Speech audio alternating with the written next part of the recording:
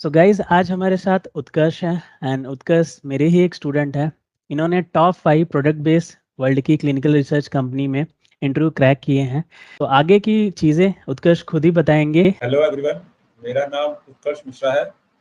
मैंने रिसेंटली 2022 में BTech from electrical engineering pursue किया है और इसी मंथ कंप्लीट किया है।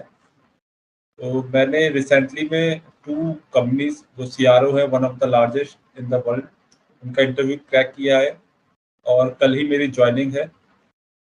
एंड मैंने सर से ही सेल्स की ट्रेनिंग ली है। उसके बाद मैंने अप्लाई और इंटरव्यू देना स्टार्ट किया है और फाइनली मैंने क्रैक कर लिया है। तो उत्कर्ष ये बताओगे कि ये जर्नी स्टार्ट कैसे हुई? जैसे आप किसी और स्टेट में हो, मैं किसी और स्टेट में हूँ, तो आपने जब ये स्टार्ट किया कि आपने सोचा कि मुझे कुछ करना है, तो ये सब चीज़ें स्टार्ट कैसे हुई? कैसे आपने सोचा कि मुझे ये साइंस ही करना है या मुझे यही करना चाहिए? ये स्टार्ट कैसे हुआ एक्चुअली में?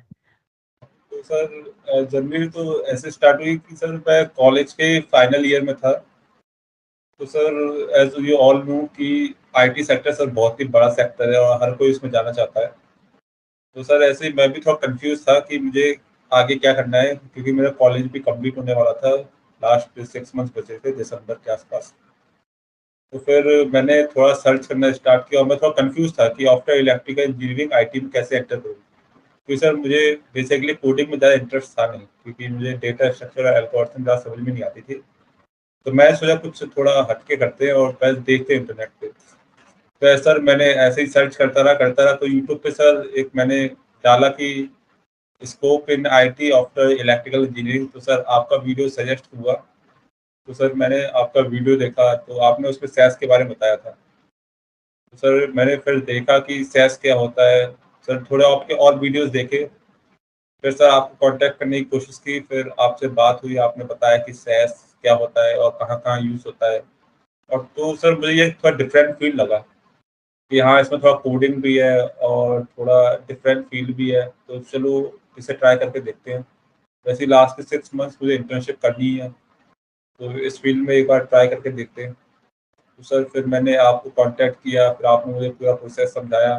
फिर सर मैंने आपसे ट्रेनिंग ली, तो नाउ फाइनली हो गया मेरा। तो उत्कर्ष आपने स्टार्ट कब किया था एंड अभी कितने मंथ्स हो गए आपको?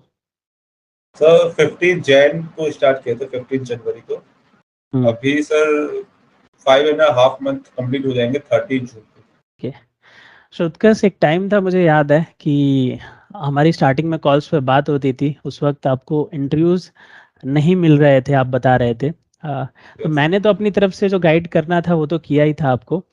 तो आपने उस चीज़ को कैसे पॉजिटिवली लिया अपनी तरफ से कि जब आपको इंटरव्यूज नहीं मिल रहे थे और जब आपको इंटरव्यूज मिलने लगे? मेरा तो मैंने आपको वही कहा था कि इतना टाइम उत्कर्ष लगेगा ही और उतने टाइम में हो भी गया। तो आपने अपनी तरफ से क्या किया उत्कर्ष उस चीज़ को इम्प्लीमेंटेशन में हाँ लाने के सर, लिए? स्टार्टिंग के 1 मंथ तो सर मुझे कोई इंटरव्यू नहीं मिला था। तो सर हम्म। मैंने आपसे बात भी की थी, तो सर आपने हम्म। खुद ही कहा था कि स्टार्टिंग के 1 मंथ तो कुछ नहीं मिलेगा, उसके बाद आना स्टार्ट करेंगे। तो सर एक तो आपकी बातों में थोड़ा पॉजिटिव वो दिए मोटिवेशन। तो सर मैंने हार नहीं मानी, तो मैं ट्राई करता गया। तो जब 1 मंथ के आफ्टर सर एक दो इंटरव्यू आने स्टार्ट हुए, तो सर उससे थोड़ा कॉन्फिडेंस बढ़ा कि हाँ अब स्टार्ट हो रहा है, मतलब अब तो हम उस लेवल पे पहुंच चुके हैं कि अब इंटरव्यू कॉल आना कम से कम स्टार्ट तो हुआ। तो सर आफ्टर 1 मंथ इंटरव्यू आना स्टार्ट हुए, मैंने एक दो इंटरव्यू दिए। तो सर उससे थोड़ा एक्सपीरियंस मिला है कैसे क्वेश्चन पूछे जाते हैं, कैसे आपको मतलब रिप्लाई करना है, कहाँ कहाँ मेन जो टॉपिक्स है वो पूछे जा रहे हैं। तो सर वही सेम जर्नी थी और सर फाइनली हो गया। सो उत्कर्ष, सो एक टाइम था आपको इंटरव्यूज नहीं मिल रहे थे जैसा आपने बताया, और एक टाइम है कि आपने टॉप 5 में से 2 के क्रैक करके बैठे हो। सो मतलब आपने क्रैक करने के लिए कुछ स्ट्रेटेजी, कुछ प्रिपरेशन अलग से किया, या लाइक आपने अपने अप्लाई करने का तरीका बदला? आपको क्या लगता है कि क्या आप पहले कर रहे थे और क्या आप बाद में किया जिसमें आपको इफेक्टिव लगा थोड़ा सा, जो कोई और कर सकता है जो भी अप्लाई करने का ट्राई कर रहा हो? और सर पहले सर मैंने अप्लाई तो सर सेम प्रोसेस जारी रखा, लेकिन सर थोड़ा मैं सर्चिंग के लिए जो फिल्टर्स थे वो बढ़ा दिए। सर पहले तो हम्म। डायरेक्ट मैं अप्लाई करता था, लेकिन उसमें ज़्यादा एक्सपीरियंस मांगते थे। हम्म। फिर मैंने कनेक्शन के थ्रू ज़्यादा अप्रोच करना स्टार्ट किया, कनेक्शन, लिंक्डइन पोस्ट, हम्म। इसने काफ़ी हेल्प की। और सर मैंने देखा कि हमें कौन कौन से जो मेजर टॉपिक थे जो कंपनी चाहती है, तो सर उस पर मैंने ज़्यादा फोकस किया कि इन टॉपिक्स को कम से कम कवर कर लिया जाए जो मेजर कंपनियां चाहती हैं और जो बार बार रिपीट होते हैं, क्योंकि प्रीवियस मैं इंटरव्यू दे रहा उससे थोड़ा एक्सपीरियंस मेरा वो होता गया। तो मैंने सर क्वेश्चन राइट डाउन किए और देखा कैसे अप्लाई करना है, और सर थोड़ा स्ट्रेटेजी में थोड़ा सा बदलाव किया, और उसके बाद थोड़ा अपना मतलब स्किल्स और मैंने बढ़ाई और थोड़ा फिल्टर्स यूज किए, सर्चिंग का पैटर्न बदला, तो सर फिर फाइनली मिला। एक और चीज उत्कर्ष, बीच में हमारी बात हुई थी तो लाइक आपने बताया था कि काफी सारे ऐसे प्लेसमेंट ऑफर कर रहे थे, इंटरव्यूज ऑफर कर रहे थे, तो उसके बारे में आपका क्या एक्सपीरियंस रहा या उसके बारे में कुछ शेयर करना चाहेंगे? अगर लोगों को कॉल आ रहे हैं कि जब एक स्टूडेंट जॉब ढूंढने जाते हैं मार्केट में तो बहुत सारे ऐसे कॉल आते हैं कि हम आपको प्लेसमेंट ऑफर करेंगे या इतने पैसे भर के आपको इंटरव्यू दिलाएंगे, तो उसके लिए आप क्या सजेशन दोगे लोगों को?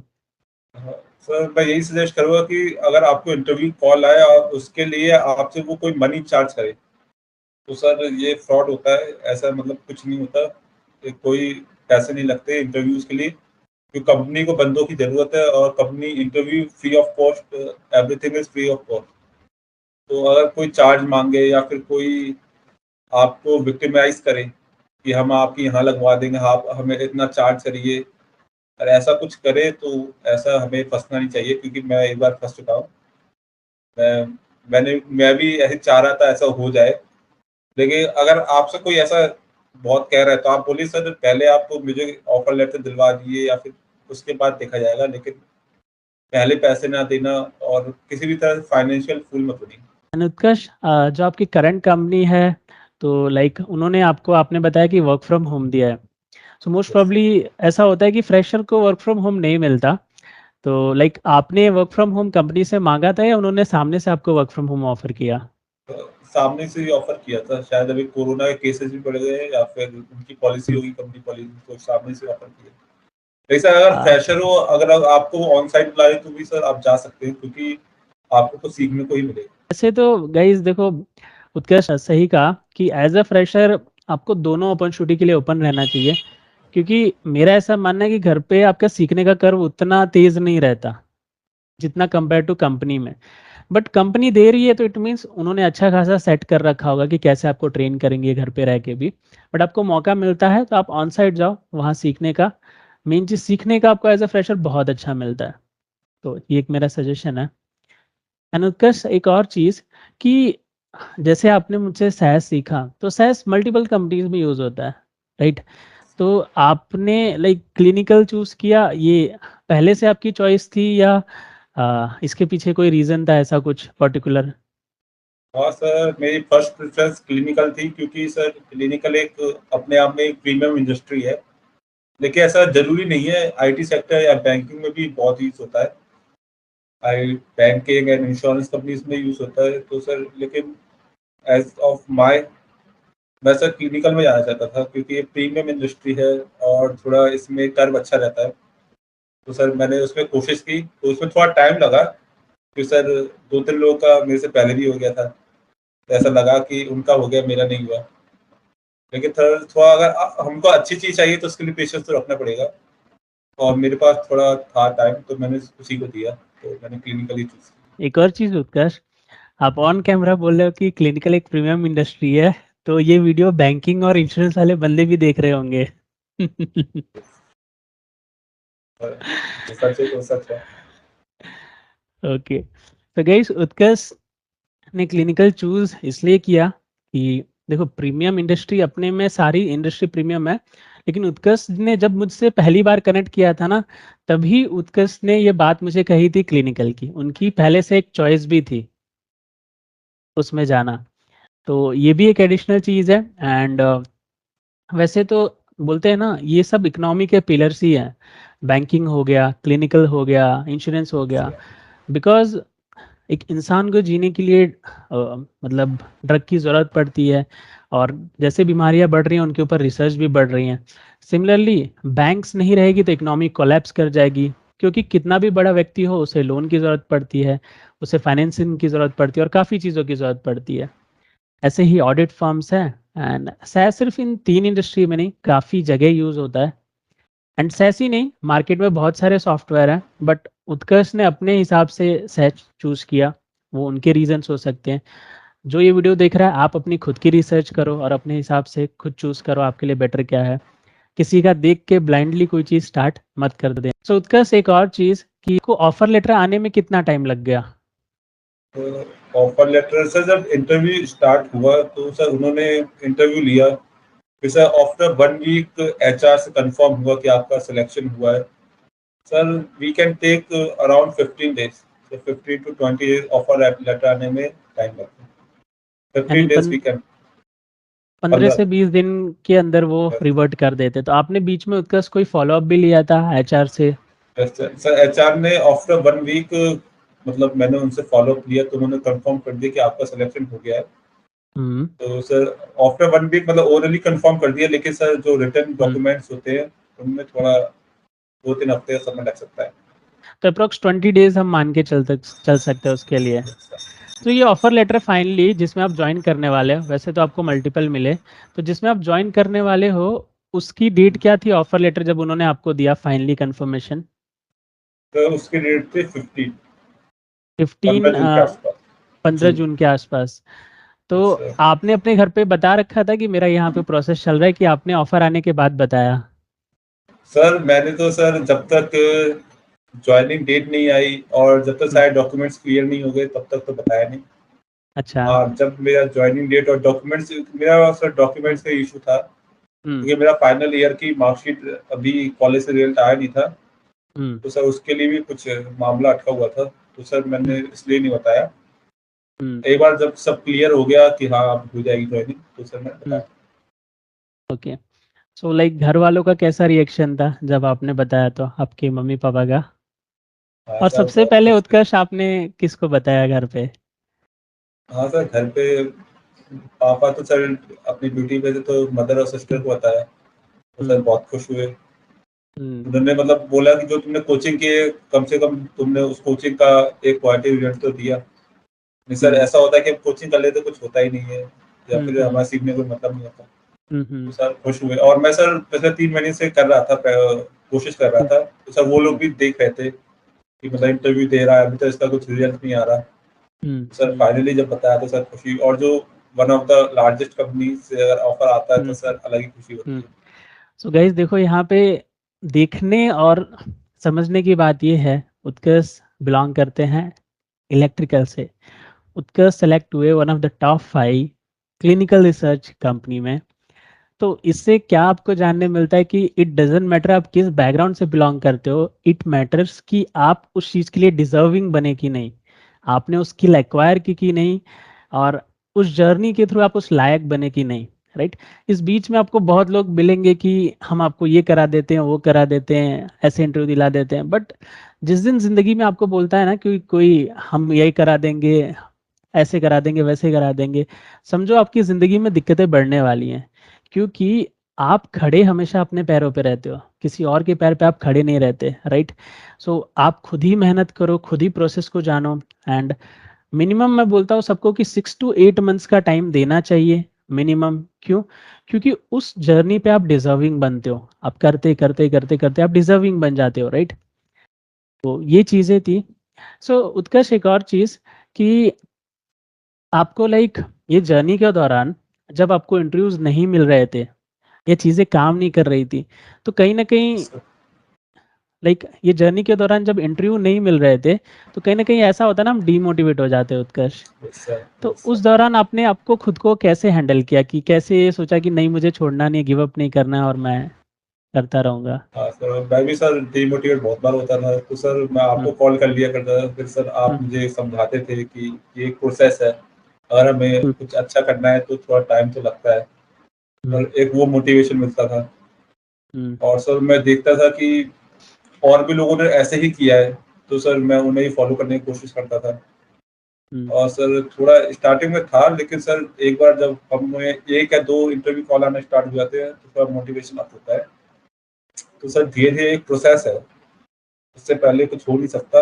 हाँ, अगर आपको थोड़ा ज़्यादा डिमोटिवेट हो रहा है या फिर आपको लग रहा है कि आपने कहीं कमी पड़ रही है तो आप अपनी थोड़ी स्ट्रेटेजी एक बार चेंज करके दे सकते हैं कि हमसे क्या गलती हो रही है, एक बार फीडबैक ले सकते हैं सर। वही मैंने भी किया। तो एक छोटा सा क्विज जैसा करते हैं उत्कर्ष, जो व्यूअर्स हैं उनके लिए, शायद आपके बैच के भी स्टूडेंट्स होंगे जो आपके साथ पढ़े होंगे, तो क्विज करते हैं कि जैसे कि हमने टॉप 5 कंपनीज बोले ना, तो कुछ कंपनीज के नाम बोल दो और उसमें वो 2 कंपनीज भी लिस्ट रखो। नोवार्टिस, GSK, IQVIA एंड आपकी IQVIA हो गई, साइटेल एंड लैबकॉर्प। ठीक है, तो गाइज इनमें से जो इन्होंने कंपनीज के नाम बोले, इनमें से 2 में उत्कर्ष ने क्रैक किया, तो कमेंट्स में बताना कौन से 2 हो सकते हैं। वैसे तो टोटली गेसिंग है पर ट्राई करना कौन से 2 हो सकते हैं और कौन सी कंपनी में उत्कर्ष ने ज्वाइन किया होगा। ठीक है, 2 में क्रैक किया इन 5 में से और 1 में ज्वाइन किया है, तो आप कमेंट में ज़रूर बताना। एंड जो भी कमेंट में सही बताएगा सबसे पहले, वैसे तो आप रैंडमली बताओगे, किसी ना किसी का सही होगा, उसका कमेंट मैं पिन करूंगा। ठीक है, एंड उत्कर्ष एक और चीज़, अगर कोई लाइफ में किसी भी चीज़ की तैयारी स्टार्ट कर रहा है, राइट, चाहे वो सैस का हो या XYZ IAS का हो, गवर्नमेंट या प्राइवेट का, कोई भी सॉफ्टवेयर का, कुछ भी, तो उसको आप क्या सजेस्ट करना चाहोगे, खास करके वो जो दूसरी फील्ड से बिलोंग करते हैं, उस फील्ड से नहीं है और जिनका गैप भी है, तो आप उनको क्या सजेस्ट करते हो? सर पहले मैं ये सजेस्ट करता हूँ कि जिस फील्ड में आप जाने वाले हैं पहले उसकी एक बार थोड़ा ब्रशअप कर लीजिए, उसकी इंफॉर्मेशन निकाल लीजिए कि आपको उस फील्ड में कंटिन्यू करना है कि नहीं। जैसे बहुत सारे लोग किसी का ब्लाइंड ब्लाइंड फॉलो करते हैं कि उसने किया तो मैं भी चला जाऊंगा। सर एक बार पहले अपना इंटरेस्ट देख लीजिए और देख लीजिए कि आप कंटिन्यू करना चाहते हैं कि आप सिर्फ ऐसे ही जाना चाहते हैं, और थोड़ा उसके बारे में जान लीजिए कि इस फील्ड में आगे जाके क्या स्कोप है, क्या फ्यूचर है, क्या मैं सस्टेन करूंगा कि नहीं, कि मैं फिर से छोड़ दूंगा। तो सर थोड़ा सा आगे जाके आपको थोड़ा अपना एफर्ट तो देना होगा अगर आपको उस फील्ड में कंटिन्यू करना है। तो ऐसे ब्लाइंडली मत जाइए, बस थोड़ा रिसर्च करके और थोड़ा पूछ के जाइए किसी से। और एक और चीज़ दोस्तों, जो भी लोग कंफ्यूज होते हैं ना, आप किसी दूसरी फील्ड से और किसी भी फील्ड में जाना चाहते हो, लाइफ में जो भी करना चाहते हो, तो मैंने मेरी लाइफ में बहुत कुछ किया है और इसी से मैंने सीखा है कि आप लाइफ में कुछ भी कर सकते हो। तो जो दूसरी फील्ड से हैं, जिनका गैप है या कुछ भी है, तो मैं ये सैस की नहीं, मैं किसी भी चीज़ की बात कर रहा हूँ, आप लाइफ में जो भी करना चाहते हो, आपकी एज जो भी हो, ठीक है, आप भले किसी और फील्ड में कर रहे हो, आपकी एज ज़्यादा है कम है, इट डजेंट मैटर, आप कर सकते हो, बट आपको क्लियर होना पड़ेगा कि आप जो करने जा रहे हो, ओके, आप सही जगह से कर रहे हो कि नहीं, आपको सही रोड मैप मिल रहा है कि नहीं, आपको सही गाइडेंस मिल रहा है कि नहीं। कि समझो कि अगर वो कोई सॉफ्टवेयर है, तो आपको पहली चीज़ सॉफ्टवेयर सीखना पड़ेगा, तो आपको ये नोटिस करना पड़ेगा कि आप जहाँ से सीखने जा रहे हो, वहाँ से आपको सही ट्रेनिंग मिल रही है कि नहीं, वो सही जगह है कि नहीं, ट्रेनिंग के बाद आपको सही गाइडेंस मिल रही है कि नहीं, राइट। क्योंकि आजकल मार्केट में बहुत चलता है, बहुत क्रेज हो गया है प्लेसमेंट, बट मेरा ऐसा मानना है एक ट्रेनर का और एक ट्रेनिंग इंस्टीट्यूट का काम नॉलेज देना है, राइट उत्कर्ष, प्लेसमेंट देना नहीं है। आपको उस लायक बनाना है, डिजर्विंग, क्योंकि आप उस लायक बन जाते हो ना, तो लाइफ में कभी भी नीचे आते हो तो आप कभी भी ऊपर जा सकते हो। अगर आपके एक बिहाफ में किसी और ने किया होगा तो आपको दिक्कतें आएंगी मोस्ट प्रॉब्ली आगे जाके, राइट। एंड उत्कर्ष, जो आपके सामने ये पहले एग्जाम्पल नहीं है, काफ़ी लोगों ने दूसरी फील्ड्स में, दूसरी फील्ड में, कुछ मेरे स्टूडेंट्स हैं, कुछ दुनिया में अलग अलग जगह होंगे कर रहे हैं, तो आपको ये जानने की ज़रूरत है कि आपको करना क्या है, फिर ये जानने की ज़रूरत है कि करना कहाँ से है, और फिर उनसे गाइडेंस मिलेगी कि नहीं, ये एक बहुत ज़रूरी चीज़ होती है। एंड ये मान के चलो कि जर्नी में मेहनत लगेगी ही लगेगी, क्योंकि आपने मेहनत नहीं की तो आप उस लायक नहीं बनते, और जब तक आप डिजर्विंग नहीं बनते तब तक आपका सही टाइम नहीं आता। बोलते हैं लाइफ में एक सही टाइम आता है, तो जिस दिन आप डिजर्विंग हो जाते हो ना मेहनत करके, तो आप उस चीज़ के लायक बन जाते हो प्रॉपरली। तो उत्कर्ष, हाँ, कुछ और चीज़ें आउट ऑफ द टॉपिक्स, कि लाइक अपने बारे में कुछ थोड़ा डिटेल में बताएंगे, कुछ पैशन या कुछ ऐसी चीज़ें जो जॉब के सिवा आपको करना पसंद है? हाँ सर, थोड़ा मुझे न्यूज़ देखना पसंद है, न्यूज़ ओके। और इंटरनेशनल अफेयर्स हम्म। और डिफेंस रिलेटेड चीज़ें ही पसंद है। ओके। और सर थोड़ा डिफेंस की मैंने तैयारी भी की है और अच्छा, उसमें कुछ हद तक मैं हो भी गया था, लेकिन फिर वापस पेट्रोल करना पड़ा। तो डिफेंस का मेरे ख्याल से उत्कर्ष आपने बताया था कि मेडिकल इशू की वजह से वापस कुछ प्रॉब्लम हुई, yes right? Sir. Yes sir. तो आपने जो तैयारी शुरू की थी उसमें कितना टाइम स्पेंड किया और सिलेक्शन होने तक जो डिफेंस की थी? सर जो डिफेंस की जो तैयारी बेसिकली होती है वो एक एवरेज पेपर आता है, उसके लिए हमें सिर्फ 11th-12th ही पढ़ना पड़ता है, जो मैंने की थी air force hmm, X and Y की। हम्म, एयरमैन, प्रोफाइल का नाम एयरमैन है। हम्म, तो उसके लिए हमें बेसिकली 11th-12th का फिजिक्स केमिस्ट्री मैथ्स, फिजिक्स और मैथ्स और इंग्लिश आना चाहिए। हम्म। तो उसके लिए सर आप अगर 11th-12th अच्छा है तो आप सर फर्स्ट टाइम में क्रैक कर सकते हो। ज़्यादा उसकी तैयारी बस थोड़ा फिजिकल अपने आप को फिट रखना पड़ता है, रनिंग और पुशअप और ये सब। फिजिकल और मेडिकल स्टैंडर्ड ठीक होना चाहिए। उसके सो बाद आप इजी उत्कर्ष, क्रैक। आपका लाइक क्या हुआ था कि जो ट्रेनिंग के दौरान मेडिकल का कुछ इशू आया था? Yes sir, yes sir, training के दौरान मेडिकल। सो गाइज ये एक कॉमन चीज़ है जो उत्कर्ष ने बताई, क्योंकि उत्कर्ष ने बताई तो मैं हाईलाइट कर देता हूँ। मेरे एक मित्र भी हैं, उनका भी एयरफोर्स में सिलेक्शन हुआ था और जो ट्रेनिंग के दौरान उनको कुछ प्रॉब्लम आ गई। तो उनको भी लाइक उन्होंने यही बोला कि थोड़ा टाइम भी बोला, कुछ बोला कि आप इतने टाइम तक रिलैक्सेशन कर लो और फिर आपको नेक्स्ट ज्वाइनिंग दे देंगे। बट कहीं ना कहीं टाइम बढ़ जाता है, तो आप ध्यान रखो अपने ट्रेनिंग के दौरान उस वक्त कि बिकॉज क्योंकि आप सोचते हो कि अब हो गया है, सब कुछ हो गया है, बट एयरफोर्स और आर्मी ये सब पूरा हेल्थ पे डिपेंडेंट है, राइट? आप हेल्दी होने चाहिए। वहाँ पे ऐसा नहीं कि आईटी की तरह आप ऑनलाइन बैठ के कंप्यूटर पे कर सकते हो। दैट इज लाइक टोटली आपका हेल्थ फिट होना चाहिए। तो ट्रेनिंग के दौरान थोड़ा सा ध्यान रखें आप जो भी कर रहे हो, ताकि लास्ट मोमेंट पे ऐसा ना हो कि आपको कुछ प्रॉब्लम आ जाए। एंड वैसे तो चीज़ें हमारे कंट्रोल में नहीं होती है, बट अगर रख सकते हो तो ये चीज़ें ध्यान में रखना। मेरा एक आईटी का एक्सपीरियंस शेयर करता हूँ। जैसे ये बात हुई फिजिकल डैमेज को लेके, मतलब हेल्थ को डैमेज को लेके, तो मेरा एक एक्सीडेंट हुआ था, मैंने उत्कर्ष बताया भी था। तो मैं 2 महीने बेड रेस्ट पे था, बट मुझे जस्ट सिस्टम पे बैठ के काम करना था, उसकी वजह से मुझे दिक्कत नहीं हुई। मैं दो हाँ महीने सर बेड ये रेस्ट पे था, फिर भी मैंने कंप्यूटर पे काम कर लिया। नहीं तो शायद अगर मुझे किसी इंडस्ट्री में भी होता, नहीं डिफेंस में, कहीं और भी होता, तो मुझे फिजिकली जाना पड़ता और मुझे वहाँ पे प्रेजेंट रहना पड़ता। तो यहाँ पे एक बेनिफिट है कि आपका कोई भी ओकेजन हो, कोई प्रॉब्लम हो, आउट ऑफ इंडिया भी हो, तो भी आप यहाँ कंप्यूटर लेके, अगर इंटरनेट है तो वहाँ बैठ के काम कर सकते हो, आपका सर ये काम वन ऑफ द चलता रहेगा। Advantage. One of yes the sir, ये बिगेस्ट एडवांटेज। एडवांटेज है। और सर अब तो वर्क हम्म, फ्रॉम होम भी हो गया, हम मांग भी सकते हैं हम्म, वर्क फ्रॉम होम अगर कोई हाँ। सिचुएशन। एक्सपीरियंस होने के बाद गाइज आईटी के किसी भी फील्ड में आप वर्क फ्रॉम होम ले सकते हो।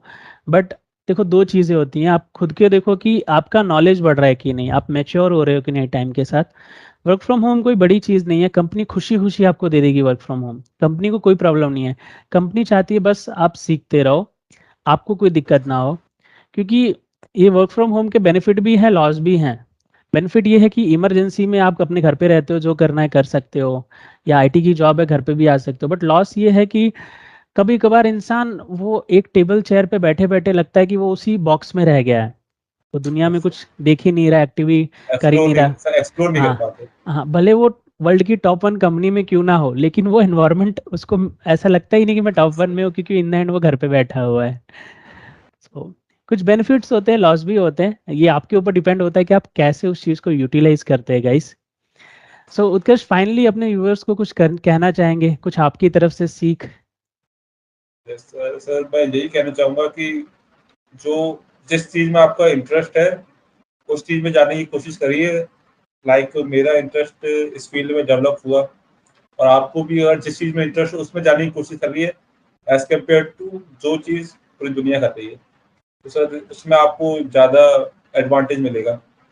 एंड अपना एफर्ट्स हमेशा जारी रखिए, और एक सही गाइडेंस या फिर रोड मैप जो एक्सपीरियंस हो जिसे, उससे कांटेक्ट करिए। ऐसे भी अगर आप किसी फालतू या अनजान लोगों से पूछेंगे तो वो आपकी ज़्यादा हेल्प नहीं कर पाएगा, और कोशिश करते रहिए। तो इन द एंड चलो, सभी लोग उत्कर्ष को कमेंट में एक बार कॉन्ग्रेचुलेट कर देना। सो आज आप उत्कर्ष को करेंगे, लेकिन एक दिन उत्कर्ष भी आप लोगों को करेंगे, क्योंकि हर किसी का यस दिन सर। आता है। बस आपको डिजर्विंग बनना है। आज उत्कर्ष बन गए, कल आप लोग भी बनोगे। So thanks to viewers as well ये वीडियो देखने के लिए, and special thanks to Utkarsh as well, sir no क्योंकि उन्होंने सर, अपना टाइम दिया। तो आपके लिए टाइम ही टाइम है। मेरा यही मानना है उत्कर्ष, देखो, अ, मैं तो इन द एंड मैंने आपको ट्रेनिंग दी है, बाकी आप खुद डिजर्विंग बने हो। कुछ ना कुछ चीज़ें सीखने भी मिली होगी मुझसे, लेकिन यही है कि कोई चीज़, जैसे आपने बोला कि कोई चीज़ फाइंड करो कि जो चीज़ आप अच्छे से कर सकते हो। सिमिलरली ये जो मैं ट्रेनिंग देता हूँ ये मुझे पसंद है, दिस इज़ माई पैशन। सो मुझे उस चीज़ में वो नहीं लगता। एंड आप मेहनत करते हो तो उस लायक बन जाते हो। तो लाइफ में देखो ऐसी सिचुएशन आएगी ना जब सच और झूठ बोलना पड़ेगा। तो आपकी परिस्थिति बहुत खराब ना हो तो ट्राई करना आप सच बोलो, क्योंकि कई बार परिस्थिति इंसान से झूठ भी बोलने पे मजबूर करती है। पर आप ट्राई करना कि लाइफ में हमेशा, ये सभी के लिए है, उत्कर्ष के लिए भी, सभी के लिए भी, सच बोलना। एंड लोगों को समझना कि क्या पता शायद कोई और किस परिस्थिति में हो और उसकी वजह से वो आपसे बुरा बर्ताव कर रहा है या कुछ भी चल रहा हो, बट आप हेल्प करना एंड कहीं ना कहीं चीज़ें ठीक हो जाती हैं। जैसे आप अपने सिचुएशंस में थे, अब आपकी ठीक हुई तो कहीं ना कहीं कोई और भी किसी सिचुएशन में होगा उसकी भी ठीक होंगी। एंड दुनिया ऐसे ही चलती है, एक दूसरे की हेल्प करते रहो, आगे बढ़ते रहो एंड एंजॉय करो। सो चलो उत्कर्ष, थैंक यू एंड मिलते हैं फिर बाद में। Bye bye.